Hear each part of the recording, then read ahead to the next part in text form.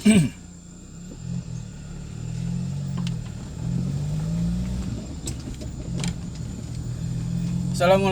warahmatullahi wabarakatuh. Ketemu lagi bersama saya di channel ini. Kemarin ada yang request, kenapa enggak bikin apa ya? Sorry. Ya, kemarin ada yang request, kenapa enggak bikin analisis militer lagi ya? Karena lama saya tidak bikin status tentang militer karena kesibukan di kampus. Nah, kali ini saya akan melihat teman-teman yang ingin melihat bagaimana pola pertempuran atau perang di masa depan. Karena geopolitik kita kan sekarang lagi diperbincangkan ya, karena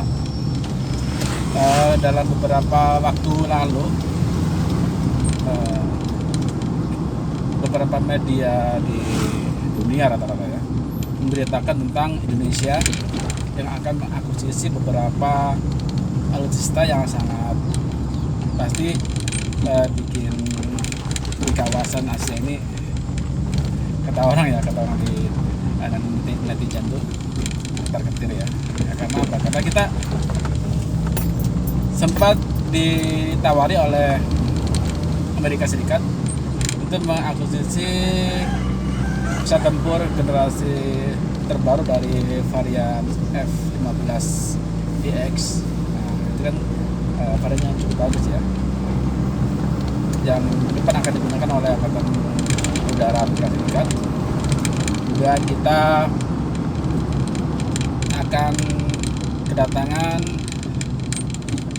pesawat tempur jenis Rafale yang produksi oleh pesawat Prancis, di mana pesawat ini sudah dioperasikan oleh Prancis, baik itu untuk angkatan laut maupun angkatan udaranya. Nah, kemudian kita juga ditawari oleh Qatar ya, Uni Emirat Arab ya. Kita ditawari pesawat jenis apa kemarin ya, Mirage, bekas pakai, masih layak untuk dipakai pertempuran 10 tahun ke depan.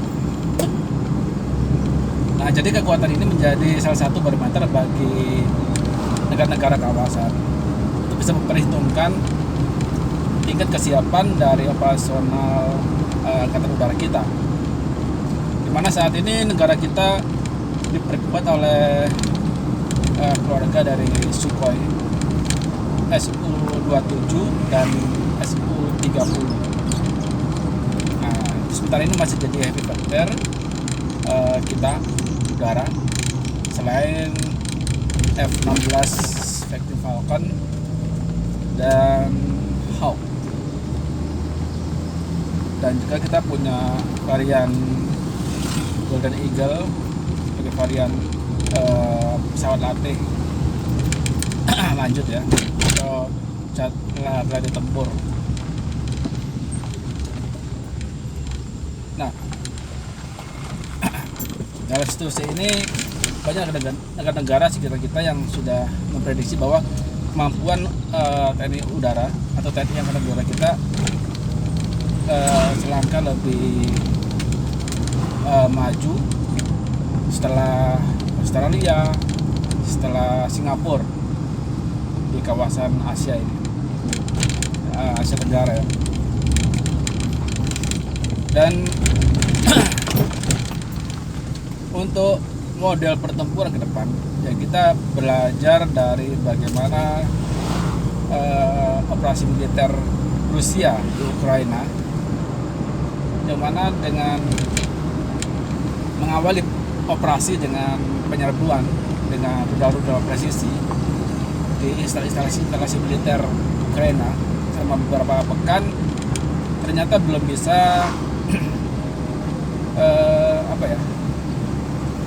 menjatuhkan pemerintah Ukraina. Ya, sampai sekarang masih berlanjut ya. Dan dilanjutkan dengan operasi darat, dengan pengerahan kavaleri, tank, terus angkatan laut dengan penembakan rudal-rudal kaliber yang presisi. Tapi itu juga belum bisa mengalahkan Ukraina ya. Jadi dengan persenjataan yang lengkap seperti itu, Rusia masih belum bisa mengalahkan Ukraina. Nah, bagaimana dengan kita? Dan dari segi bisa tempur terbatas, helikopter serang terbatas, kemudian dengan kavaleri yang tidak terlalu banyak, ya, banyak yang sepuh. Walaupun kita sudah punya varian MBT Leopard, kita masih kurang ya, karena luas daerah kita. Kemudian artileri kita, meriam kita juga tidak terlalu banyak. Kemudian kapal perang kita yang siap untuk operasi juga tidak terlalu banyak ya. Jadi ini harus menjadi suatu tolak ukur bagi pemerintah, terutama Menteri Pertahanan, bagaimana menciptakan kekuatan militer kita yang sangat kuat ya. Harus berani mengadakan, pengadaan alutsista modern yang besar, sehingga mempengaruhi dari diplomasi kita, mempengaruhi dari daya tawar kita. Karena daya tawar kita ini pasti di garis akhir pertempuran pasti kita mengandalkan hamkam rata pertahanan semesta, melibatkan seluruh masyarakat, seluruh adat. Kalau sekarang ini kita tidak bisa seperti itu ya. Ya bisa, tapi kita harus memiliki dibandingnya dulu dengan kemampuan alutsista yang sangat besar. Ya, misalnya kita harus punya rudal balistik yang jangkauannya lumayan. Misalnya kita punya Patriot, kita punya kalau dulu kita punya Rapier ya, kita harus punya yang lebih daripada itu. Kita sudah punya NASAM, kita punya drone, kita punya beberapa rudal-rudal pertahanan udara. Nah, kita harus punya yang lebih besar lagi, kita yang punya presisi tinggi. Kita harus punya yang mempunyai daya jangkau yang cukup jauh, sehingga bisa meminimalisir yaitu terjadinya serbu-serbu dadakan dari rudal-rudal yang ada atau pesawat tempur yang mendekati area dari militer kita.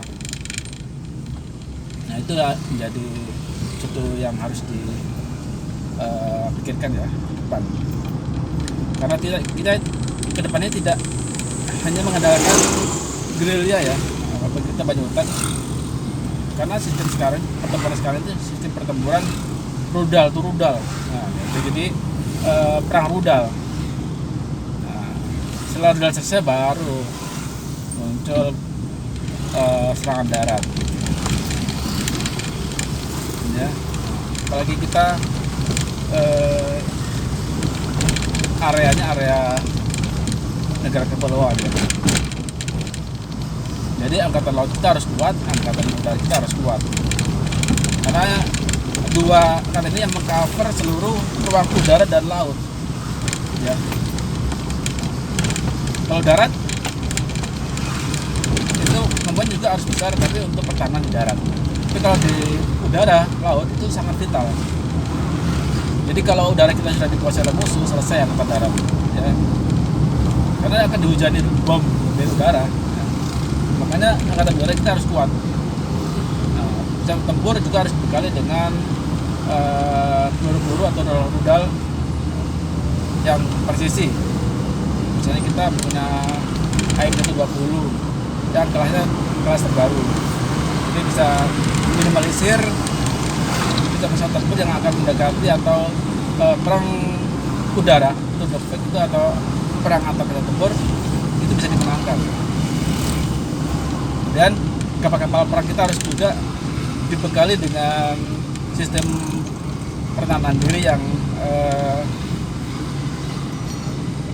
yang mumpuni,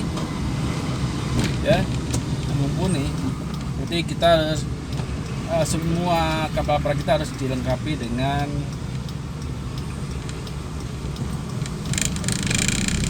CIWS atau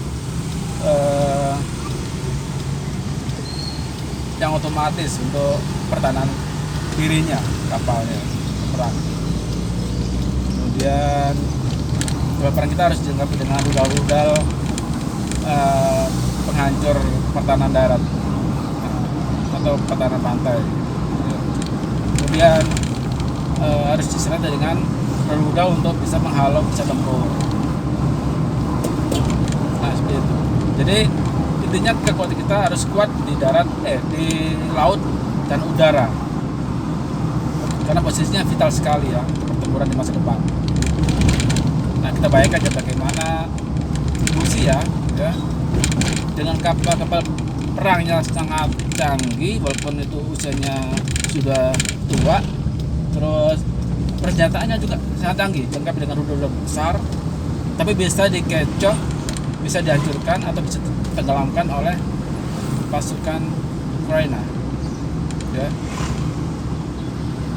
Bagaimana destroyer atau destroyernya Rusia tenggelam di pantai di dekat Ukraina.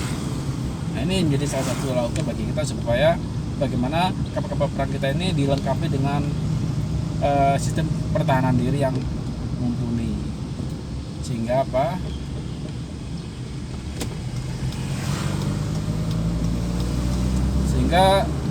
mampu menjaga diri sendiri, juga mampu menjaga pertahanan laut kita. Begitu juga dengan angkatan udara harus dilengkapi dengan persenjataan rudal yang bagus.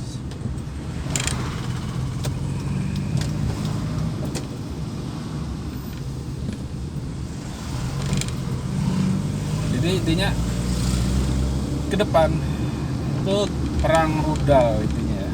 Nah, jadi bukan perang asimetris lagi, itu perang rudal untuk menghancurkan sasaran-sasaran militer. Nah, kalau kita bisa memenangkan itu, persiapan harus kuat dan juga militer harus kompak. Oke, saya sudah dekat dengan ruang kerja saya. Nanti kita sambung lagi di sesi pembahasan materi militer di waktu yang lain. Oke, tetap di channel ini. Sampai jumpa lagi.